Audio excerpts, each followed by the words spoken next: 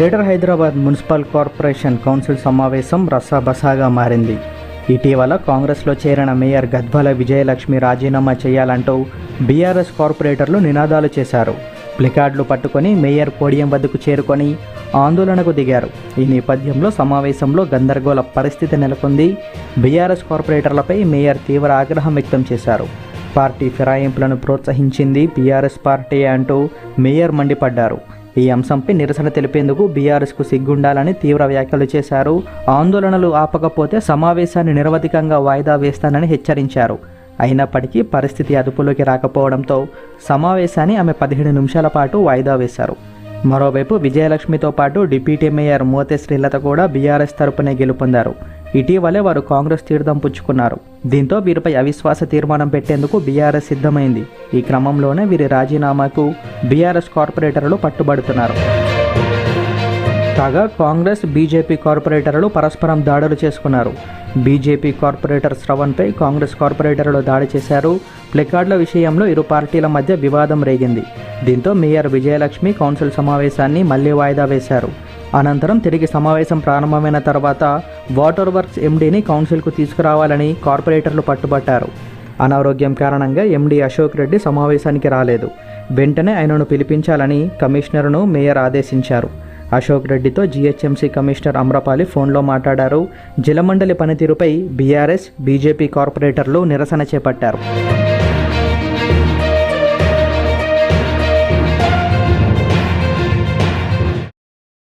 కాదండి, సాంప్రదాయం. నేను ఒకటే క్వశ్చన్ మేము అడుగుతున్నాను, ఇవాళ మిమ్మల్ని అడుగుతున్నాను.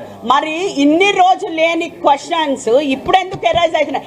ఏ రోజైతే మీ మినిస్టర్ ఏదైతే ఎమ్మెల్యేలు టీడీపీ నుంచి డైరెక్ట్ బీఆర్ఎస్ స్టార్ట్ చేసింది, ఇది బీఆర్ఎస్ నుంచి బీఆర్ఎస్కి వచ్చినప్పుడు మరి ఒక్కళ్ళు రిజైన్ ఇయ్యలేదేంటండి? ఒక్కళ్ళు రిజైన్ అయిపోయిన మినిస్టర్ పదవులు కూడా అనుభవించిండ్రు కదా, అది మర్చిపోయినరా? ఈ రోజు మేము ఇప్పటికీ ఇంకా ఆల్సో నేను ఇప్పుడు రిజైన్ ఇచ్చేది అవసరం లేకుండే. నేనేం చెప్తున్నానంటే మీరు రూల్స్ చదవండి. నో కాన్ఫిడెన్స్ ఫిబ్రవరిలో అవుతుంది, ఫిబ్రవరిలో మాట్లాడుకుందాం.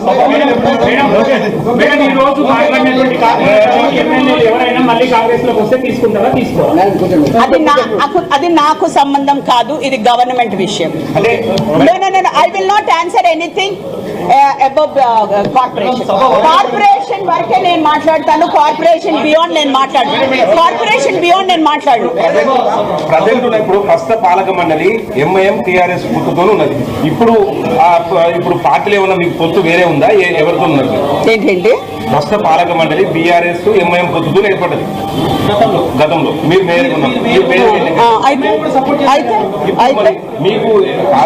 ఇప్పుడు నేను ఇప్పుడు నాకు అవన్నీ తెలియదండి, ఎవరు నాకు సపోర్ట్ చేస్తున్నారు.